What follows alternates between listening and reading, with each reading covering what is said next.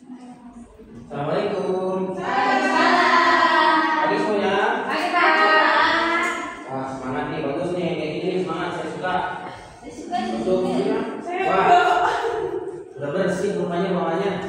Kemarin siapa yang bikin ya? Kemarin saya Pak. Oh, bagus nih. Kemarin sih sekarang bikin. Kan bikinnya pulang sekolah. Pulang sekolah. Ya Penny kemarin nggak masuk kan? Penny nggak masuk kan kemarin? Iya, kemarin nggak masuk. Hari ini siapa ya yang nggak masuk? Masuk semua Pak, masuk semua. Haris kan nggak masuk Haris. Haris. Kemana Haris? Haris tadi bilang tadi masuk semua, terus Haris izin. Waduh. Haris kucingnya itu Pak beleng. Itu Pak, ayamnya cepat Pak. Ayamnya nyebrangnya mata ini kanan ini Pak. Oke, sebelum kita mulai belajar hari ini, mungkin sebaiknya kita berdoa terlebih dahulu. Silakan ya, pimpin untuk berdoa kembali. Baik Pak, baik sebelum mulai pelajaran hari ini, alangkah baiknya kita berdoa menurut agama dan keyakinan masing-masing. Berdoa mulai. Berdoa selesai. Beri salam. Assalamualaikum warahmatullahi wabarakatuh. Oke anak-anak, ada yang tahu nggak kita mingguan itu belajar terkait tentang apa? Mungkin ya Pak, kesenjangan ekonomi Pak. Nah, betul. Nah, kesenjangan ekonomi. Nah, dari perhatian coba gambar berikut ini. Ada yang bisa menjelaskan nggak gambar ini itu ke maknanya apa? Oh, inflasi Pak. Betul sekali. Nah, pada hari ini kita akan belajar mengenai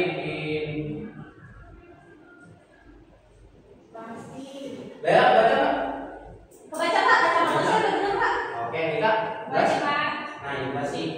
Nah, jadi dari gambar ini kita bisa simpulkan untuk di tahun 2005 kita bisa membeli di situ ada beras, Beras, kopi, air, susu, deterjen dan sebagainya. Nah, untuk di 2015 Cuma nggak dapat minyak, nggak Ada dapat ayam.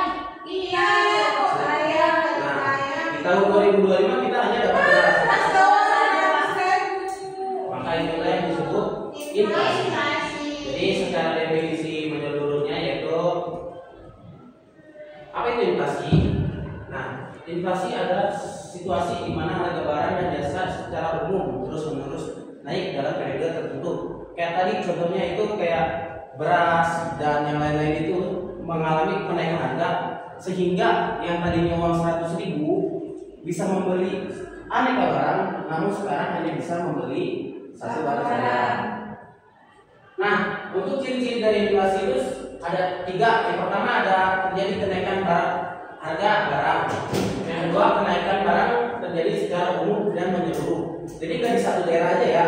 Inflasi itu terjadi di seluruh Indonesia. Dari contoh satu Pulau Jawa, kemarin ada kelangkaan minyak. Nah, semua harganya itu naik secara drastis dan signifikan. Di mana minyak kemarin hampir tembus berapa ya kira-kira? Ya, tahu? Satu liternya 17.000. Oh, di daerah Penny 17. Apa? Di daerah Kalau minyak kita 17,5. 20.000 Pak. 20.000. Waduh, betul. Minyak goreng, minyak goreng.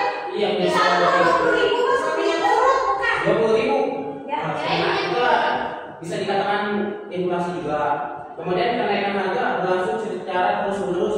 Nah, di minggu-minggu kelangkaan itu biasanya itu harga terus naik kayak tadi ada di Sapira 17, di Penny 18, bahkan di daerah itu 20.000 harganya. Kemudian di sini ada penyebab inflasi. Yang pertama itu ada tarikan permintaan demand full inflation. Yang kedua ada kenaikan biaya cost full inflation. Oke, kita bahas satu-satu ya. Yang pertama tarikan permintaan. Coba silakan baca Rika tarikan permintaan. Tarikan permintaan. Inflasi terjadi ketika banyak orang yang ingin membeli barang dan jasa, tapi jumlah barang yang tersedia tidak mencukupi. Akibatnya, harga naik karena permintaan lebih tinggi dibanding pasokan.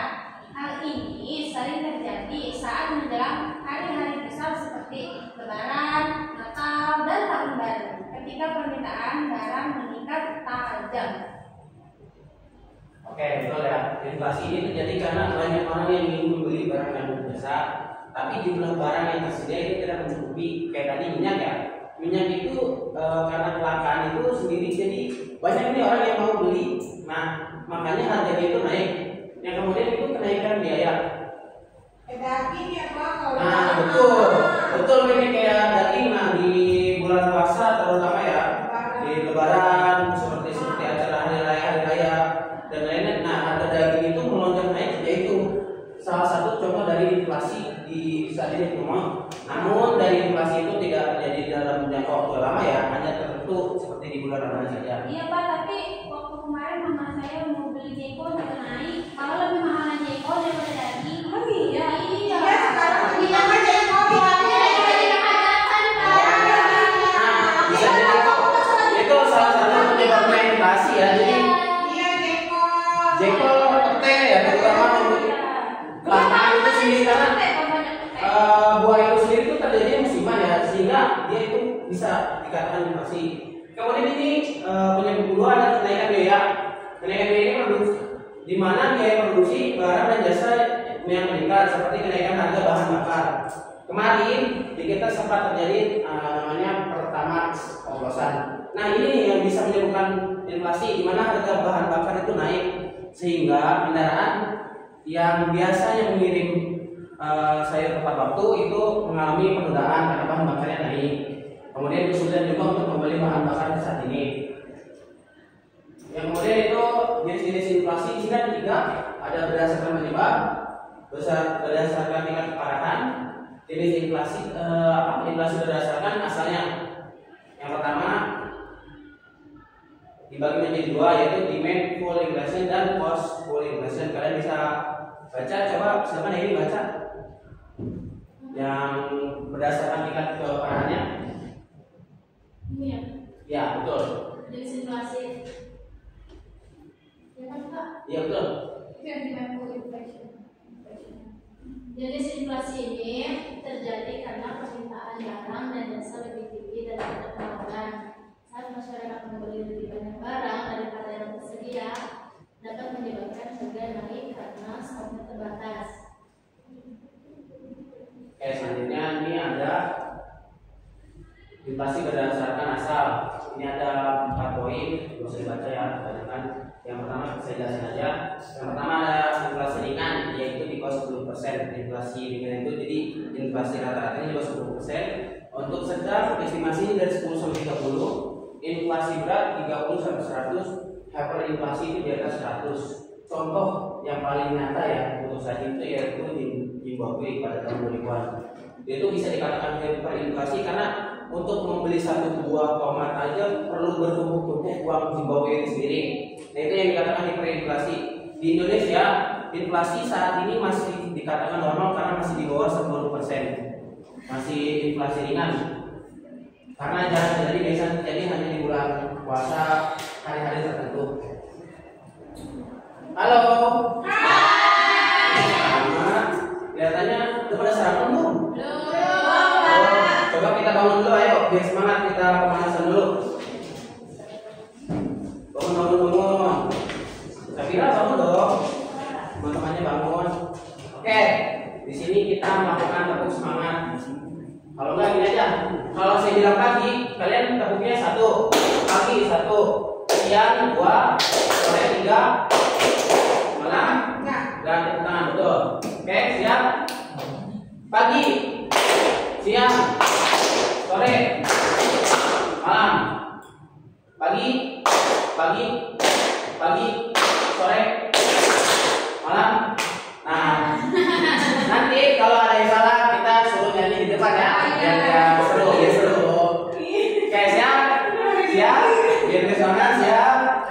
Hitung 1, 2, 3, siap ya, kalian siap? Pagi, siang, sore, pagi, malam. Nah, ya.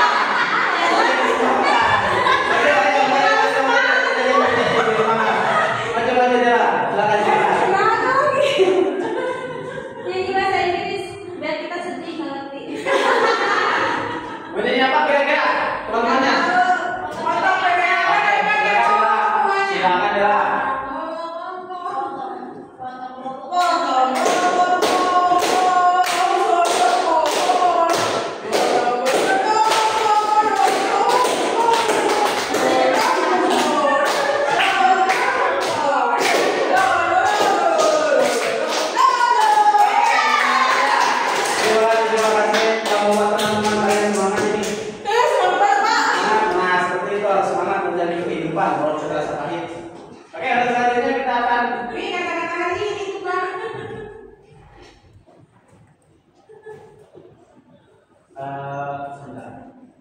Nah, ada dampak-dampak dari inflasi. Di sini ada 4 poin. Yang pertama itu nilai mata uang menurun, kemudian menciptakan ketidakpastian bagi perilaku usaha, pendapatan real di masyarakat berkurang atau menurun standar hidup. Yang kemudian yang terakhir itu menyebabkan keputusan konsumsi, produksi, dan distribusi.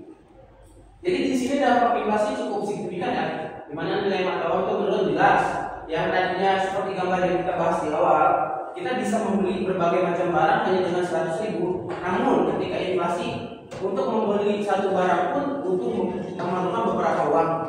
Contoh misalkan, ya apa itu? Ini nggak tahu Pak, ini jangan sendiri Pak. Saya nggak tahu Pak, itu Pak Kakak mengapa bukan ya? Iya. Dia Pak, tapi nggak apa-apa. Takutnya penting, takutnya salah. Biasa Pak, takutnya ayamnya belum dikacangin. Takutnya penting, kalau apa saja. Pak, kalau Bapak, maaf ya Pak. Oke, lanjut ya.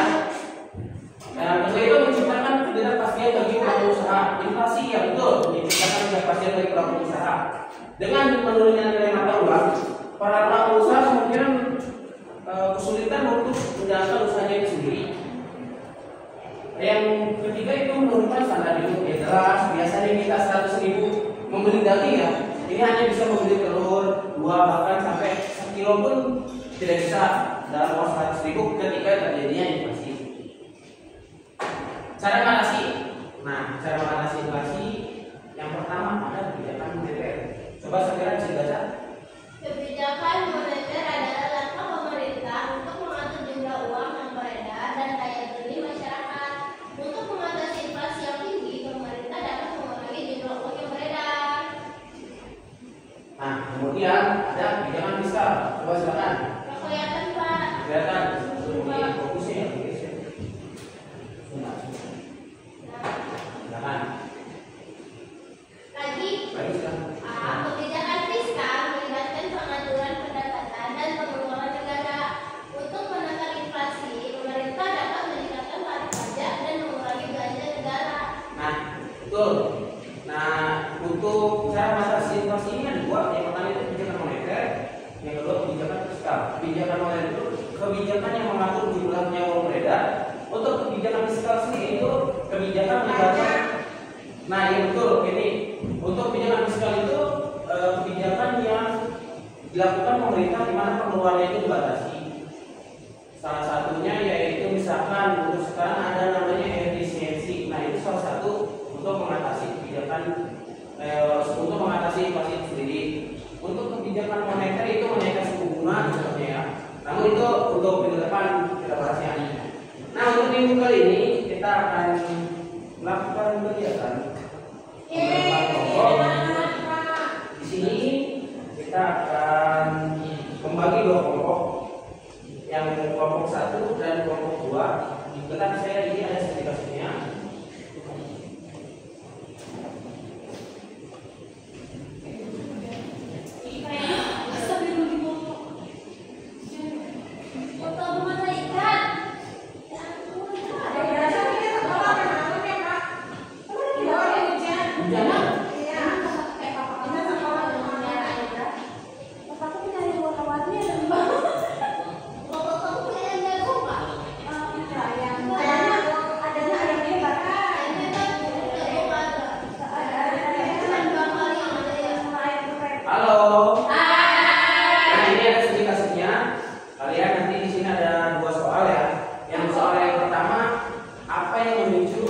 Lonjakan inflasi di Indonesia pada tahun 1998 mengenai kasus tersebut. Yang kedua yaitu bagaimana dampak inflasi tinggi pada kehidupan masyarakat di Indonesia. Nah, sekarang untuk pembentukan kelompoknya, mau kalian suite atau apa mungkin Pak? Berapa kelompok Pak? Untuk satu kelompoknya terdiri dari 3 orang. Oh iya, selamat. Nah, kita akan kelompok ini memakai sistem jigsaw. Jadi kalian tentukan dari kelompok kalian siapa yang pindah ke kelompok selanjutnya, itu akan menjadi kelompok ahli. Nah, begitu juga sebaliknya untuk yang dari tim sini pindah ke kelompok sebelahnya jadi tim ahli. Nah, untuk tim asal itu merembukan dari jawaban nomor 1 dan begitu juga untuk tim sebelahnya merembukan jawaban nomor 2. Ketika sudah mendapatkan jawaban, kelompok ahli kembali kepada kelompok asal untuk mendiskusikan hasil dari kelompok yang lawannya. Oke, silakan maju dari perwakilan kelompok. Penny kamu Penny. Silakan.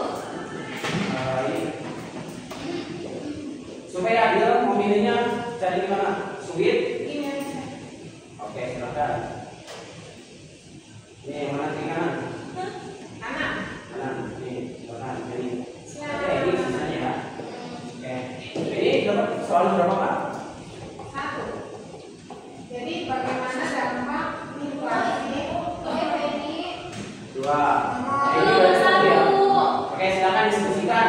Bagaimana dampak inflasi? Nih soalnya guys. Oh iya. Apa yang dulu? Bagaimana dampak inflasi yang tinggi pada kehidupan masyarakat Indonesia? Tulis ada jawabannya tuh lihat dulu. Tuh, tulis dulu sama tulis saya.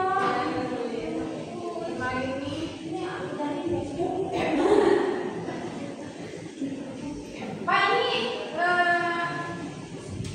udah selesai Pak. Dampak ini ada ini. Sedikit aja dari jawaban dari kelompok ya. Oke, ini bisa. Ayo di sini, Penny di sini diskusikan. Jadi Penny jadi enggak usah dibawa soalnya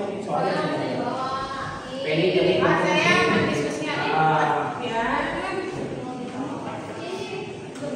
Kan belum ngasih tahu. iya boleh.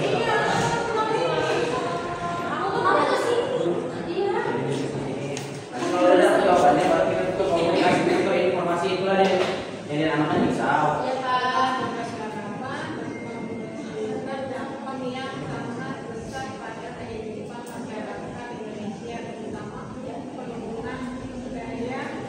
Sudah? Oh ini Penny sudah lama itu tentang krisis moneter. Penny sudah Penny? Adanya itu adanya. Sudah? Belum ada. Jadi gitu ya? Iya. Jadi kelompok Kan, pasti kan? kamu sekarang ini diskusikan hasil dari jawaban kelompok ini ke kelompok kamu. Silakan. Pak. Apa yang ditemukan di kelompok ini begitu juga Penny. Tadi apa? Langsung apa? Oh, dari ini.